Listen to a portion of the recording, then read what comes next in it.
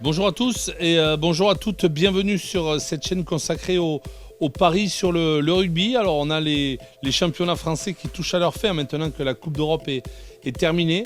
Nous avons ce week-end à vivre l'avant-dernière journée de Top 14. Je vais vous offrir un match de cette avant-dernière journée en pronostic.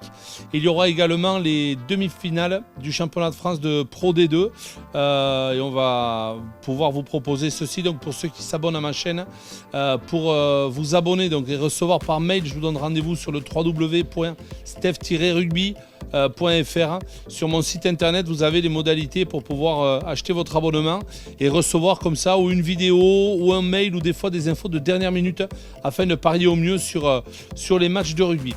Alors cette semaine, il y a donc de la Pro D2 demi-finale du championnat de France. Vous allez avoir notamment entre autres un match entre Oyonnax et Perpignan. Ça va jouer à Perpignan.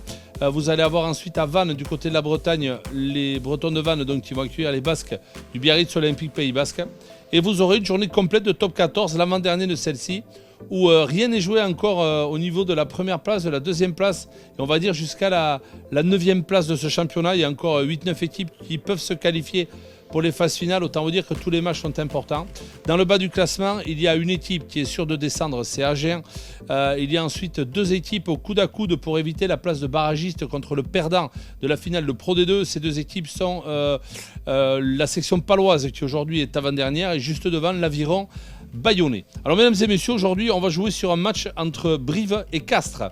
Brive sur son stade Amédée Domenech qui va recevoir donc l'équipe de Castres. Alors, l'équipe de Castres, c'est une équipe qui fait une fin de championnat en boulet de canon et qui, malgré sa très courte défaite du côté de l'Union Bordeaux-Bègles, va très certainement vouloir gagner à Brive. Alors Brive, pour eux, il faudrait vraiment un concours de circonstances assez colossal pour qu'ils ne puissent pas se maintenir dans ce championnat. Il faudrait notamment, par exemple, que Bayonne et Pau gagnent leurs deux matchs, ce qui paraît quand même assez compliqué vu l'état de forme de ces deux équipes. Donc moi je pense que Brive s'est sauvé la semaine dernière lors de leur match en retard. Donc maintenant les brivistes, ça va être un peu en roue libre. Ils vont recevoir une équipe qui a vraiment faim et qui a envie de se qualifier. Se qualifier pour le top 6 évidemment pour faire les phases finales, mais également se qualifier dans les 7 premières places pour peut-être jouer la grande Coupe d'Europe la saison prochaine.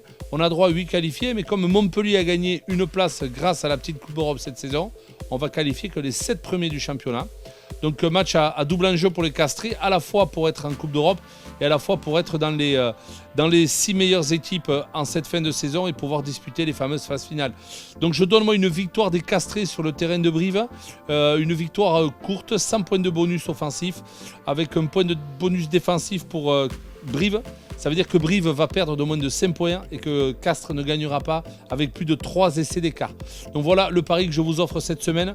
Pour tous les autres matchs, à savoir Stade Français Lyon, Toulon UBB, La Rochelle Pau, Agen, Racing 92, Montpellier, Aviron Bayonnais et Toulouse-Clermont, ainsi que pour les deux demi-finales du championnat de Pro D2, Perpignan-Oyo et Vannes-Biarritz, eh bien, je vous donne rendez-vous sur le www.steph-rugby.fr, histoire donc d'avoir mes pronostics les plus frais. Merci à tous et à toutes, à très bientôt, parez bien et vive le rugby. Allez, au revoir.